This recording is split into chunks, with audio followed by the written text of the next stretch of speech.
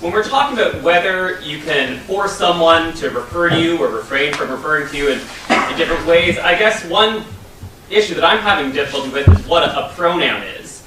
I think we'd all acknowledge that you have a right to force people to refer to you in certain ways. If a professor had a class and they had a student who insisted on calling them a girl when they were male, or calling them queer or something, or I can think of way worse words, they would say, well, that's not a pronoun, that's a derogatory label that's just meant to degrade me. But if, who's to say what is a pronoun? And I'm not sure that it necessarily would change if 95 or 97 friends all insisted on sort of degrading or using that pejorative label to the person. And I think that people who are transgendered or whatever do experience, when people use the wrong gender labels to them, they've experienced real prejudice. They experience it as kind of oppressive in that way.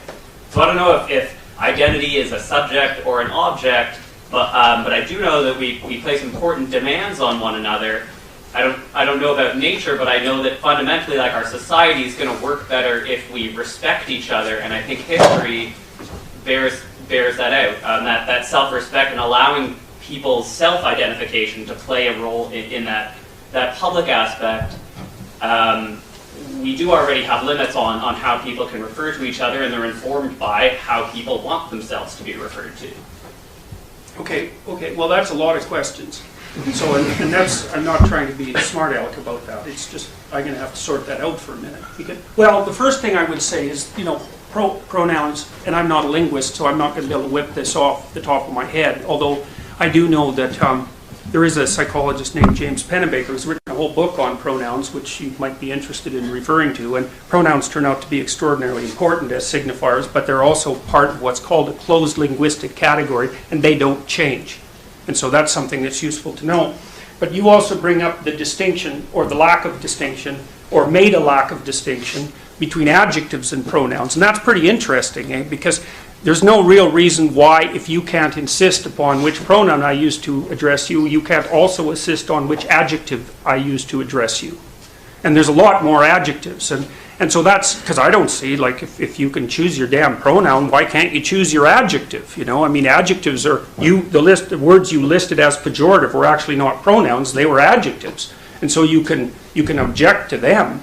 And there's no shortage of times when you use a pejorative adjective to describe someone, especially if you believe that they've misbehaved. It's like, if the person can insist upon their pronoun, why can't they insist upon their adjective? And that's another part of this problem with this multiplicative complexity, that it isn't addressed properly within the law.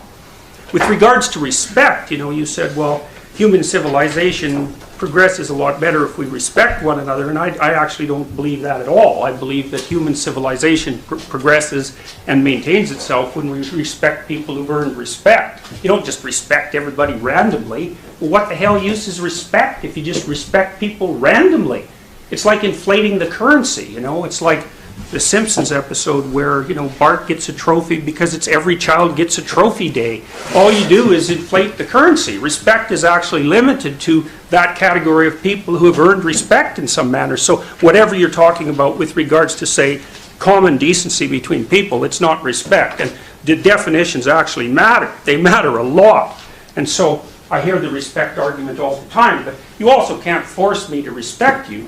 You might be able to force me to act like I respect you, but you can't force me to respect you. It's just not possible. You could break me, I suppose, and then perhaps I would do it, although I can't see exactly how precisely. But so there's a number of, I get your point, and I'm not trying to denigrate it in any sense. There's a complex issue here, which is, to what degree do you allow individuals to govern the conversation that's had about them in their presence or otherwise. But I would just revert back to my original argument, which is that's a negotiation. It's either a negotiation. You got 3 states. You can negotiate with someone. You can be their slave, or you can be their tyrant.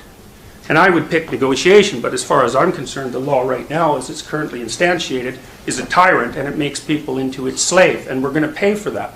And it's predicated on, hypothetically, on respect and compassion. I don't buy that for a second.